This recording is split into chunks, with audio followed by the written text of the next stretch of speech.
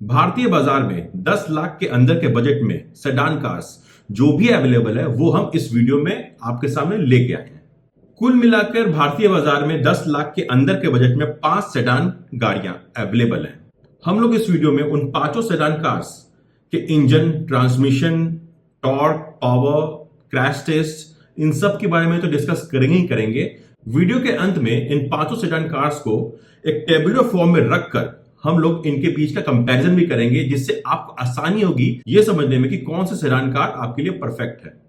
अब हम इस वीडियो में सेडान कार्स के बारे में डिस्कस तो करने वाले हैं, लेकिन उससे पहले हमें एक इंपॉर्टेंट बात जानना जरूरी है कि क्यों सेडान कार अच्छी होती है बाकी गाड़ियों से। देखिए, भारतीय बाजार में आपको एसयूवी मिल जाएगा, एसयूवी जैसी गाड़ियां मिल जाएंगी, आपको सेडान मिल जाएगा, हैचबैक मिल जाएगा, क्रॉसओवर्स मिल जाएगा, लेकिन हर गाड़ी का अपना एक प्रोज होता है और एक कॉन होता है। तो सेडान में ऐसा क्या है जो मैं इस वीडियो में आपके लिए सेडान कार की लिस्ट लेके आया हूं। एक सेडान का जो सबसे बड़ा प्रो होता है बाकी सारी टाइप्स की गाड़ियों के ऊपर, वो है इसका सेंटर ऑफ मास। अब सेंटर ऑफ मास क्या है? सेंटर ऑफ मास कुछ नहीं, बस एक ऐसा पॉइंट होता है किसी भी ऑब्जेक्ट का जहां पे उस पूरे ऑब्जेक्ट का मास केंद्रित होता है। अब इससे फर्क क्या पड़ता है? इससे फर्क पड़ता है गाड़ी की स्टेबिलिटी के ऊपर। जब गाड़ी तेज स्पीड में चलती है या तेज स्पीड में टर्न लेती है तो गाड़ी कितनी स्टेबल है और कितनी नहीं है, ये डिसाइड होता है उसका सेंटर ऑफ मास रोड से कितना नजदीक है। एक सेडान का शेप ही ऐसा होता है, ये उसका एक इनबिल्ट नेचर है कि वो बाकी सारे टाइप की गाड़ियों से ज्यादा स्टेबल रहती है, क्योंकि उसका सेंटर ऑफ मास रोड के ज्यादा नजदीक होता है। एक सेंटर ऑफ मास रोड के जितना नजदीक होगा वो गाड़ी उतनी ही ज्यादा स्टेबल रहेगी। तो कुल मिला के एक सेडान कार बाकी गाड़ियों की अपेक्षा ज्यादा स्टेबल रहती है। हाई स्पीड पर टर्न लेने वक्त भी ज्यादा स्टेबल रहती है, उसमें रोल ओवर वो काफी कम रहता है। अब चूंकि हमें पता है कि सेडान गाड़ी की सबसे बड़ी खूबी क्या है, तो चलिए आगे देखते हैं वो 5 सेडान कार जो हम इस वीडियो में आपके लिए लेकर आए हैं।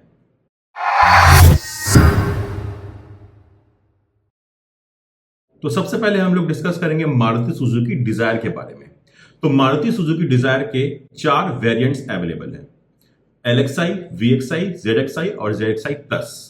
इसके इंजन की बात करें तो इसमें 1.2 लीटर का नेचुरली एस्पिरेटेड इंजन आता है। इसमें आपको पेट्रोल और सीएनजी का भी ऑप्शन मिल जाएगा। सीएनजी मतलब पेट्रोल सीएनजी का कॉम्बो होता है, इसमें सिर्फ सीएनजी नहीं होता। उसके अलावा ट्रांसमिशन की बात करूं तो ये आपको AMT और मैनुअल दोनों ट्रांसमिशन के साथ मिलेगा। और इसके सारे वेरिएंट्स आपको 10 लाख से नीचे के मिल जाएंगे, यानी जो इसका टॉप वेरिएंट है वो अराउंड 9.4 लाख का आपको मिल जाएगा मारुति सुजुकी डिजायर का।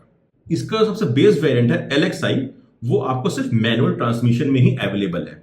अब बाकी जो वेरिएंट्स आएंगे VXi, ZXi और ZXi प्लस, वो आपको मैनुअल और AMT दोनों में मिल जाएगा। CNG की बात करूं तो वो सिर्फ VXi और ZXi वेरिएंट्स में ही अवेलेबल है, सिर्फ मैनुअल ट्रांसमिशन के साथ, यानी कि आपको इसमें CNG में AMT नहीं मिलेगा। उसके अलावा इसका जो मैक्स पावर निकल के आता है वो आता है 89.7 PS और जो मैक्सिमम टॉर्क निकल के आता है वो आता है 113 यानी 113 न्यूटन मीटर। माइलेज की बात करूं तो पेट्रोल मैनुअल में 22.41 किलोमीटर पर लीटर का एवरेज, ये कंपनी जो बताती है वो माइलेज मैं यहां पे रख रहा हूं। पेट्रोल AMT में 22.61 किलोमीटर पर लीटर और CNG की बात करूं तो 31.12 किलोमीटर पर केजी। अब मारुति सुजुकी डिजायर जो है वो बेस्ड है मारुति सुजुकी स्विफ्ट के प्लेटफॉर्म पर, और मारुति सुजुकी स्विफ्ट लेकर आई थी 1 या 2 स्टार। तो इससे हम ये अंदाजा लगा सकते हैं कि मारुति सुजुकी डिजायर का भी क्रैश टेस्ट 1 या 2 स्टार ही होगा। हालांकि अभी जापान के इनकैप टेस्ट में जो मारुति सुजुकी स्विफ्ट है वो 4 स्टार लेके आई है, तो हो सकता है डिजायर भी 4 स्टार लेके आए जापान के इनकैप टेस्ट रेटिंग में। लेकिन अभी वो उस प्लेटफॉर्म पे, जिस प्लेटफॉर्म पे स्विफ्ट 4 स्टार लेके आई है, उस प्लेटफॉर्म पे जो डिजायर है वो अभी तक भारतीय मार्केट में आई नहीं है। तो अभी के लिए जो डिजायर है उसका जो क्रैश टेस्ट रेटिंग है वो 1 या 2 स्टार ही रहेगा।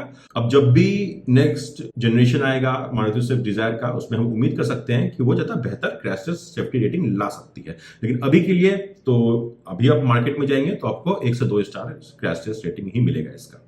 सभी गाड़ियों की तरह इस गाड़ी में भी आगे डिस्क ब्रेक है और पीछे ड्रम ब्रेक है।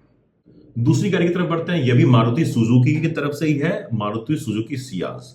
ये नेक्सा वेरिएंट में आती है और जो डिजायर थी वो अरेना में आती है। अब मैं सियाज की बात करूं तो इसमें 4 वेरिएंट्स हैं, सिग्मा, डेल्टा, जीटा और अल्फा। ये 1.5 लीटर नेचुरली एस्पिरेटेड इंजन के साथ आती है, यानी कि इसका जो इंजन है वो डिजायर से ज्यादा पावरफुल है। इसमें आपको पेट्रोल का ही ऑप्शन मिलता है सिर्फ, और जो ट्रांसमिशन है वो दो तरीके के हैं इसमें, मैनुअल और टॉर्क कन्वर्टर, जो कि एक प्रॉपर ऑटोमेटिक ट्रांसमिशन है। प्राइस की बात करूं तो ये थोड़ा सा महंगे सेगमेंट में चला जाता है। तो इसके सिर्फ दो वेरिएंट्स ही हैं जो 10 लाख से नीचे में आएंगे। एक है जो सिग्मा है मैनुअल ट्रांसमिशन, और दूसरा है डेल्टा मैनुअल ट्रांसमिशन। यानी कि ऑटोमेटिक वेरिएंट आपको सियाज में 10 लाख से कम के बजट में नहीं मिलेगा। सिग्मा की बात करूं तो वो सिर्फ मैनुअल में ही आता है और वो 10 लाख से नीचे का है। बाकी सभी के सभी वेरिएंट्स यानी कि डेल्टा, जीटा और अल्फा ये आपको ऑटोमेटिक और मैनुअल दोनों में मिलेंगे। लेकिन सिर्फ सिग्मा और डेल्टा का मैनुअल ट्रांसमिशन ही आपको 10 लाख से नीचे का मिलेगा। इसका जो मैक्स पावर है वो है 104.6 PS और 138 न्यूटन मीटर का इसमें मैक्स टॉर्क है। माइलेज 20.65 किलोमीटर पर लीटर। अभी इसका ग्लोबल एनकैप में तो कोई क्रैश टेस्ट हुआ नहीं, लेकिन एशियन क्रैश टेस्ट में इसे 4 स्टार मिला था, तो ये काफी सेफ गाड़ी मानी जा सकती है। इस गाड़ी में भी आगे डिस्क ब्रेक्स हैं और पीछे ड्रम ब्रेक्स हैं। तीसरी गाड़ी की तरफ चलते हैं। होंडा की तरफ से है अमेज। वेरिएंट्स की बात करूं तो ई, एस, वीएक्स और एलाइट, ये 4 वेरिएंट्स इसमें भी आते हैं, जिसमें से ई सिर्फ मैनुअल के साथ आता है, और जो बाकी 3 वेरिएंट्स हैं एस, वीएक्स और एलाइट, ये आपको मैनुअल और सीवीटी के साथ आता है। इसमें आपको 1.2 लीटर का नेचुरली एस्पिरेटेड इंजन मिलेगा, जो कि पेट्रोल इंजन है, और जो ट्रांसमिशन के साथ लग के आता है वो है मैनुअल और सीवीटी। इसके सारे के सारे वेरिएंट्स आपको 10 लाख से अंदर के मिल जाएंगे।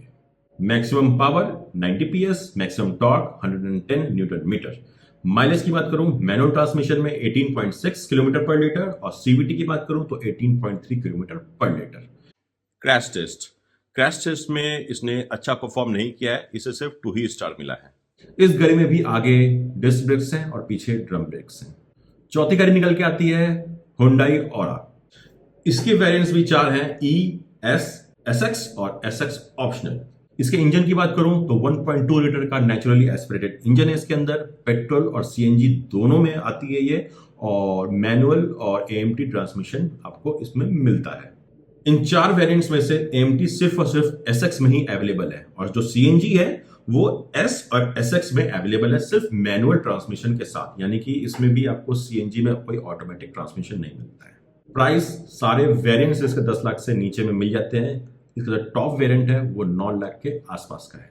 इस गाड़ी का मैक्सिमम पावर 83 PS है, और जो मैक्सिमम टॉर्क है वो 113.8 न्यूटन मीटर है।